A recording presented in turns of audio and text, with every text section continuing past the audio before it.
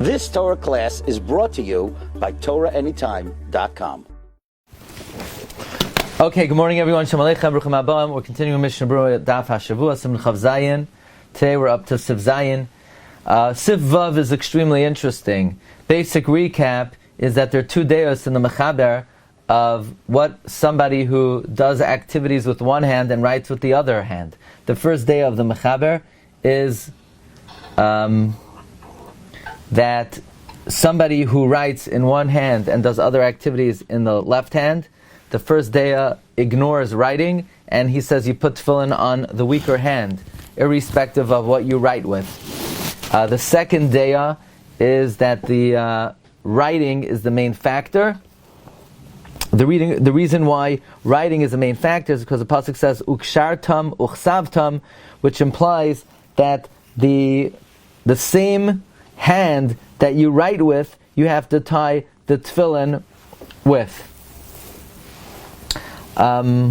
Which is a very interesting limud. In other words, ukshartam uchsavtam says that if somebody writes with their left hand, then they should tie the tefillin with their left hand, with the hand that they are writing with. Even though, technically, that is the yad keah, because they do everything else with the right hand. So even though they're not putting on the yad keah, it's more important to tie with the hand that you... it's more important to tie with the hand that you write than to put it on the yad keah. Now this shita of the Rama seems to be the halacha. Not everybody agrees that that's the halacha, but that's the conclusion of the Rama, that you follow the second deya. There are those who say that when it comes to writing, the Bir Halacha brings the Magen Avram, that according to the second deya, even if you're ambidextrous with ksiva, you put it on the left hand, even though you do everything with you do with your left hand. In other words, someone who is totally a lefty, except he writes in both hands, the Magen Avram brings an opinion. The fact that you just write in the left hand, that alone is enough to make, he says, if somebody also writes in their right hand and writes also in their left hand and does everything else in the left hand, then the halacha would be he is a full-fledged lefty. The Bir Halacha brings the opinion of the Bach, and he says that writing is only significant if you do other activities in your left hand and you write in the right hand. So then we're going to consider you a righty. But if you write in your left hand, you do everything else in your right hand, then you're not considered a lefty, you're considered a righty. In other words, writing is something, according to the Bach, that could make you a righty. It's easier to become a righty than a lefty. Writing will never take you out of being a righty. Writing will only make you a righty. That's the opinion of the Bach. Lamaisa, we follow the Psak of the Shulchan Aruch, and namely the second deya. The Malbim goes like the Bach. In other words, you got the Bach shita. Well, the Bach shita is if somebody does everything in their left hand but writes in the right hand, they are definitely a righty. But vice versa, if they write in their left hand and they do everything else in the right hand, they're still a righty. However, the Gra says we don't care about writing whatsoever. Writing is irrelevant. Nevertheless, the conclusion of the Bir Halacha is that even the first opinion, that is only if the hand that you write with, let's say somebody's writing with his left hand, you can't do anything else. But if the hand that you write in, you also could do other things, albeit not as well, that is considered The Bir Halacha says, "Aval in ba'oisa yad yachal gam ken lasis plus acheres rak shenakol lasis b'yad hasheni mikri shala b'shtei yadav l'kulei alma." since in the other hand you can't write at all. And the conclusion of the Biur Halacha is, even according to the first day on the Gra, if someone who writes with his right hand, he does everything else in his left hand, but he could also do stuff with his right hand, he should put on tefillin like a righty. Okay, let's see Siv Zayin. If somebody has a wound in the place of putting on tefillin, he should still put on tefillin. There's enough room on the arm for 2 pairs. Because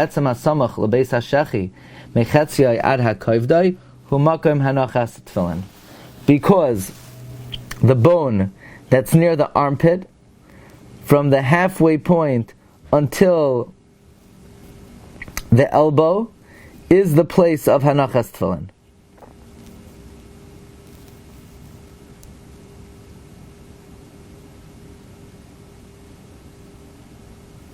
Let's see the Mishna Berura. On the inflated flesh that's toward the elbow, but not mamish until the elbow. In other words, the shita of the mechaber is that you don't have the upper part of the arm to put on tefillin.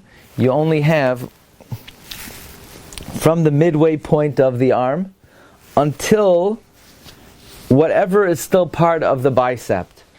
And even though, remember we learned earlier that there's a machlokes how much of the arm one has to put on tefillin, the opinion of the Gra is kol makam hakivaras kasha neach b'tefillin. You could even go in the upper second half. Remember, from the elbow to the armpit is divided into half. So the shita of the mechaber is only in the first half you could put on tefillin. The Gra says the entire bicep is kosher even above the bottom half.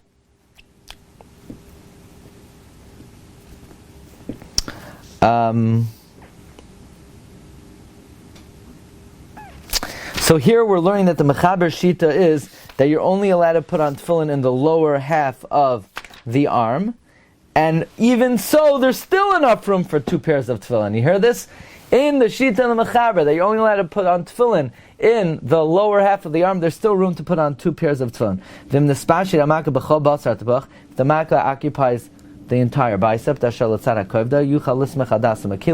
can rely on the lenient opinion to rely on the gra that you could put on the upper half of the arm. And it sounds like you could even make a bracha. If the makkah is very big and you're distressed by putting on tefillin, you're exempt from putting on tefillin, even if you have place. Just put on the shalrosh, elba siman chavav ayin sham ayin mashkasad and siv hey siv katan yud ches siv ches oirech Retzuah shel yad. How long does the Retzuah of the arm need to be? Kedei shetakif esazroya, in order to encircle the arm. V'yikshav imenu hakesher, and tie a knot. V'simatach al ha'etzba ha'emtzas, and reach the middle finger. V'yichrech imenu al etzbai shloisha krichais, and wrap around the finger 3 wrappings v'yikshar. You hear that? That's very short. All you need to do is tie the upper arm, have it stretch out, and tie 3 wrappings on the middle finger. The minog is to wrap around the arm 6 or 7 wrappings. Says the Rama,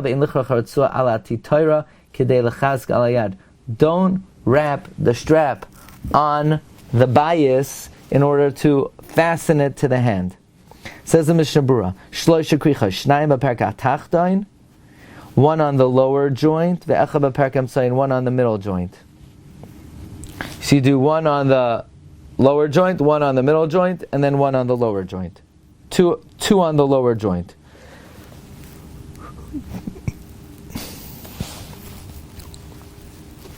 What if someone is missing his middle finger? The Ben Ish Chai writes in a tshuva, the Dirshu quotes, you should wrap it on the finger closest to the thumb as a zecher. So the first day is 2 on the lower joint, 1 on the middle joint. Some say the tchila echa b'perka emtzai. First do 1 on the middle joint, v'achar kach shnayim b'perka tachton, and then 2 on the lower joint.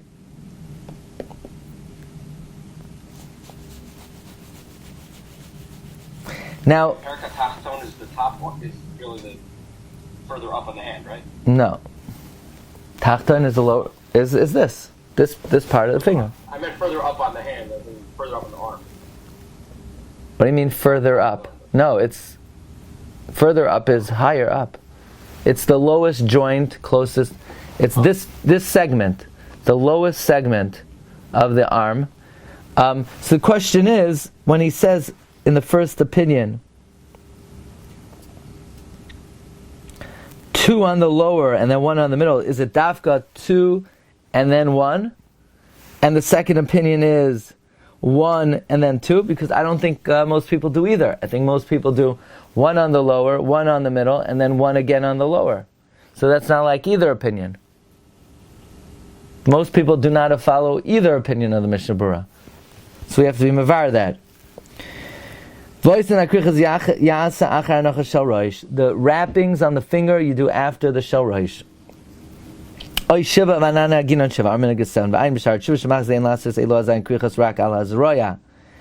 7 should be on the arm. It's not like some who do 3 on the bicep, the dalet al azroya, and 4 on the arm. Rabbi said we're going to hold it over here. I wish you all a great day. Bracha v'atzlacha, and we'll see you Be'ez Hashem Monday. Okay, Kol Tov. You've just experienced another Torah class brought to you by TorahAnytime.com.